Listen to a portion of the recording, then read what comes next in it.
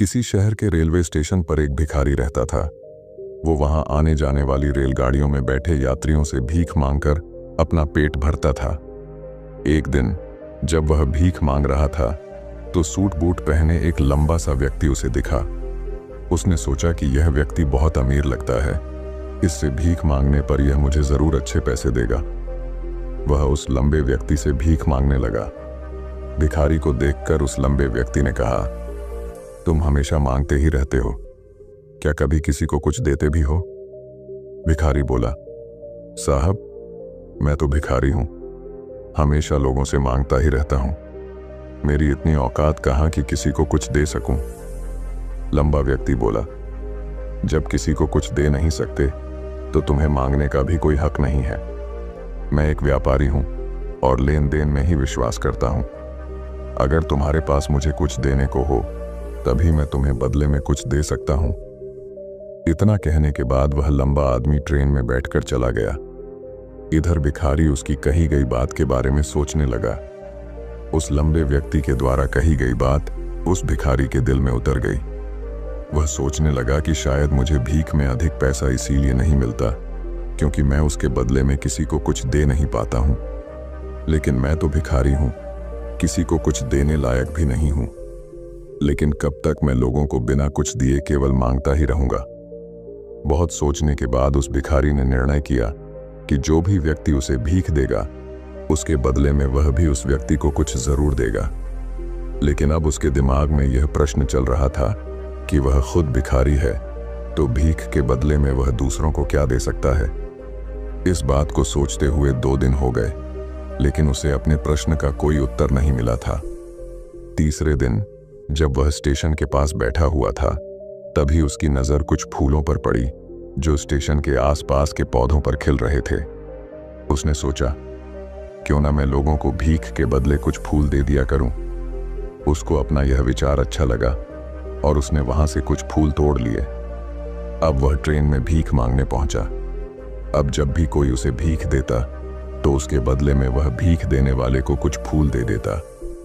उन फूलों को लोग खुश होकर अपने पास रख लेते थे। अब भिखारी रोज फूल तोड़ता और भीख के बदले में उन फूलों को लोगों में बांट देता था। कुछ ही दिनों में उसने महसूस किया कि अब उसे बहुत अधिक लोग भीख देने लगे हैं। वह स्टेशन के पास के सभी फूलों को तोड़ लाता था। जब तक उसके पास फूल रहते थे तब तक उसे बहुत से लोग भीख देते थे, लेकिन जब फूल बांटते बांटते खत्म हो जाते तो उसे भीख भी नहीं मिलती थी। अब रोज ऐसा ही चलता रहा। एक दिन जब वह भीख मांग रहा था तो उसने देखा कि वही लंबा व्यक्ति ट्रेन में बैठा है जिसकी वजह से उसे भीख के बदले फूल देने की प्रेरणा मिली थी।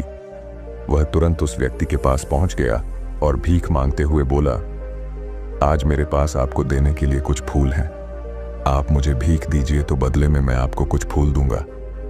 उस लंबे व्यक्ति ने उसे भीख के रूप में कुछ पैसे दे दिए और भिखारी ने कुछ फूल उसे दे दिए। उस लंबे व्यक्ति को यह बात बहुत पसंद आई। वह बोला, वाह क्या बात है, आज तुम भी मेरी तरह एक व्यापारी बन गए हो। इतना कहकर फूल लेकर वह लंबा व्यक्ति अपने स्टेशन पर उतर गया। लेकिन उस लंबे व्यक्ति द्वारा कही गई बात एक बार फिर से उस भिखारी के दिल में उतर गई। वह बार बार उस लंबे व्यक्ति के द्वारा कही गई बात के बारे में सोचने लगा और बहुत खुश होने लगा। उसकी आंखें अब चमकने लगीं। उसे लगने लगा कि अब उसके हाथ सफलता की वह चाबी लग गई है जिसके द्वारा वह अपने जीवन को बदल सकता है। वह तुरंत ट्रेन से नीचे उतरा और उत्साहित होकर बहुत तेज आवाज में ऊपर आसमान की तरफ देखकर बोला, मैं भिखारी नहीं हूं, मैं तो एक व्यापारी हूं, मैं भी अमीर बन सकता हूं। लोगों ने उसे देखा तो सोचा कि शायद यह भिखारी पागल हो गया है और अगले दिन से वह भिखारी उस स्टेशन पर फिर कभी नहीं दिखा। लेकिन 6 महीने बाद इसी स्टेशन पर 2 व्यक्ति सूट बूट पहने हुए यात्रा कर रहे थे। दोनों ने एक दूसरे को देखा तो उनमें से एक ने दूसरे से हाथ मिलाया और कहा, क्या आपने मुझे पहचाना? दूसरा व्यक्ति बोला, नहीं, क्योंकि मेरे हिसाब से हम लोग पहली बार मिल रहे हैं। पहला व्यक्ति बोला, नहीं, आप याद कीजिए, हम पहली बार नहीं बल्कि तीसरी बार मिल रहे हैं। दूसरा व्यक्ति बोला, मुझे याद नहीं, वैसे हम पहले 2 बार कब मिले थे? अब पहला व्यक्ति मुस्कुराया और बोला, हम पहले भी 2 बार इसी ट्रेन में मिले थे। मैं वही भिखारी हूं जिसको आपने पहली मुलाकात में बताया कि मुझे जीवन में क्या करना चाहिए, और दूसरी मुलाकात में बताया कि मैं वास्तव में कौन हूं। दूसरा व्यक्ति मुस्कुराया और अचंभित होते हुए बोला, ओ, याद आया, तुम वही भिखारी हो जिसे मैंने एक बार भीख देने से मना कर दिया था और दूसरी बार मैंने तुमसे कुछ फूल खरीदे थे। लेकिन आज तुम ये सूट बूट में कहाँ जा रहे हो और आजकल क्या कर रहे हो? तब पहला व्यक्ति बोला, हाँ, मैं वही भिखारी हूं, लेकिन आज मैं फूलों का एक बहुत बड़ा व्यापारी हूं और इसी व्यापार के काम से ही दूसरे शहर जा रहा हूं। कुछ देर रुकने के बाद वह फिर बोला, आपने मुझे पहली मुलाकात में प्रकृति का वह नियम बताया था जिसके अनुसार हमें तभी कुछ मिलता है जब हम कुछ देते हैं। लेन देन का यह नियम वास्तव में काम करता है। मैंने यह बहुत अच्छी तरह महसूस किया है, लेकिन मैं खुद को हमेशा भिखारी ही समझता रहा। इससे ऊपर उठकर मैंने कभी सोचा ही नहीं। और जब आपसे मेरी दूसरी मुलाकात हुई तब आपने मुझे बताया कि मैं एक व्यापारी बन चुका हूं। अब मैं समझ चुका था कि मैं वास्तव में एक भिखारी नहीं बल्कि व्यापारी बन चुका हूं। मैंने समझ लिया था कि लोग मुझे इतनी भीख क्यों दे रहे हैं, क्योंकि वह मुझे भीख नहीं दे रहे थे बल्कि उन फूलों का मूल्य चुका रहे थे।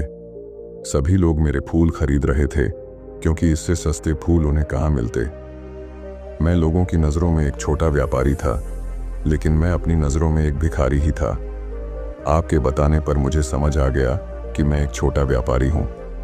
मैंने ट्रेन में फूल बांटने से जो पैसे इकट्ठे किए थे उनसे बहुत से फूल खरीदे और फूलों का व्यापारी बन गया। यहाँ के लोगों को फूल बहुत पसंद है और उनकी इसी पसंद ने मुझे आज फूलों का एक बहुत बड़ा व्यापारी बना दिया। दोनों व्यापारी अब खुश थे और स्टेशन आने पर साथ उतरे और अपने अपने व्यापार की बात करते हुए आगे बढ़ गए। दोस्तों, इस कहानी से हमें बहुत कुछ सीखने को मिलता है। कहानी में लंबा व्यापारी गिव एंड टेक के नियम को बहुत अच्छी तरह जानता था। दुनिया के सभी बड़े व्यापारी इसी जीवन के नियम का उपयोग करके सफल हुए हैं। इस फॉर्मूले को उसने भिखारी को भी बताया। भिखारी ने इस प्राकृतिक नियम को अपना लिया और इसका असर उसके जीवन में साफ दिखाई देने लगा। उसने अपनी सोच बदली और उसकी जिंदगी बदल गई। यह कहानी हमें बताती है कि हम यदि अपनी सोच बदल लें तो कुछ भी हासिल किया जा सकता है। यदि हम खुद को छोटा समझते रहेंगे तो हम हमेशा छोटे ही बने रहेंगे। बड़ा बनने के लिए हमें अपनी सोच को बदलना होगा और खुद के बारे में बड़ा सोचना होगा। कहानी का सार यह है कि सफलता आपकी सोच में छुपी होती है। खुद का आत्मसम्मान जगाइए, अपनी सोच को बड़ा बनाइए और देखिए कैसे आप सफलता के शिखर पर पहुंच जाते हैं। घने जंगलों के बीच बसा एक छोटा सा गांव था जिसका नाम शांतिवन था। यह गांव अपनी प्राकृतिक सुंदरता और शांत वातावरण के लिए प्रसिद्ध था, लेकिन गांव के पास ही स्थित कालगिरी पर्वत का नाम सुनते ही लोग डर जाते थे। कहा जाता था कि जो भी उस पर्वत पर गया वह कभी वापस नहीं आया। गांव में एक साधारण लड़का युवराज रहता था। वह गरीब परिवार से था, लेकिन उसका दिल बड़ा और सपने ऊंचे थे। उसकी आंखों में हमेशा कुछ बड़ा करने की चमक होती थी, लेकिन एक समस्या थी, उसे खुद पर विश्वास नहीं था। हर बार जब उसे कोई बड़ा काम करने का मौका मिलता, वह डर कर पीछे हट जाता। एक दिन गांव के ऊपर काले बादल छा गए। गांव के बड़े बुजुर्गों ने इसे अशुभ संकेत माना। तभी गांव के मंदिर के पुजारी ने बताया कि कालगिरी पर्वत की चोटी पर स्थित शिवलिंग की पूजा नहीं होने के कारण यह संकट आया है। अगर उस शिवलिंग पर पूजा नहीं की गई तो पूरे गांव पर प्राकृतिक आपदाओं का खतरा मंडरा सकता है। पुजारी ने कहा, लेकिन शिवलिंग तक पहुंचने का रास्ता खतरों से भरा है। वहां केवल वही जा सकता है जिसे अपने ऊपर पूरा भरोसा हो। गांव के कई नौजवानों ने कोशिश करने की बात कही, लेकिन डर के कारण कोई आगे नहीं बढ़ा। युवराज चुपचाप यह सब देख रहा था। उसके मन में कुछ हलचल हो रही थी। अगली सुबह युवराज ने फैसला किया कि वह इस काम को करेगा। उसने अपने माता पिता से आशीर्वाद लिया और अपनी यात्रा शुरू की। उसके पास न तो कोई खास हथियार था, न कोई साथी, बस एक छोटी सी पोटली जिसमें थोड़ा खाना और पानी था। जैसे ही वह पर्वत की ओर बढ़ा, रास्ता मुश्किल होता गया। घने जंगल, तेज हवाएं और अजीब अजीब आवाजें उसे डराने लगीं, लेकिन वह हर कदम पर खुद को समझाता, मैं इसे कर सकता हूं। रास्ते में युवराज को पहली चुनौती मिली। एक गहरी खाई उसके रास्ते में थी। खाई के पार जाने के लिए कोई पुल नहीं था। उसने चारों ओर देखा तो उसे एक पेड़ का तना मिला। उसने अपनी ताकत से उस तने को खाई पर रखा और सावधानी से पार किया। दूसरी चुनौती थी जंगल के अंदर अजीबोगरीब जानवरों का सामना। ये जानवर भयानक लगते थे, लेकिन असल में उन्हें डराने के अलावा वे कुछ नहीं कर सकते थे। युवराज ने अपनी सांसों को शांत रखा और धीरे धीरे आगे बढ़ता रहा। तीसरी चुनौती सबसे कठिन थी। पहाड़ पर एक गुफा थी जिसमें एक बड़ा सांप बैठा था। वह गुफा ही शिवलिंग तक पहुंचने का अंतिम रास्ता था। युवराज पहले तो कांप गया, लेकिन उसने मन में सोचा, डर के बिना साहस की कोई कीमत नहीं। उसने साहस जुटाया और सांप के सामने खड़ा हो गया। सांप ने उसे देखकर कहा, तुम क्यों आए हो युवक? अगर तुमने मेरे सवालों का सही जवाब दिया तो मैं तुम्हें आगे जाने दूंगा। युवराज ने कहा, ठीक है।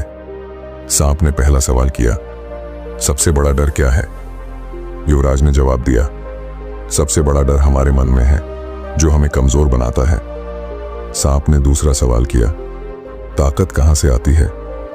युवराज ने कहा, ताकत हमारे आत्मविश्वास और मेहनत से आती है। आखिरी सवाल था, क्या तुम इस यात्रा में सफल होगे? युवराज ने दृढ़ता से कहा, हां, क्योंकि मैंने अपनी शक्ति को पहचान लिया है। सांप मुस्कुराया और रास्ता दे दिया। युवराज ने गुफा पार की और शिवलिंग तक पहुंचा।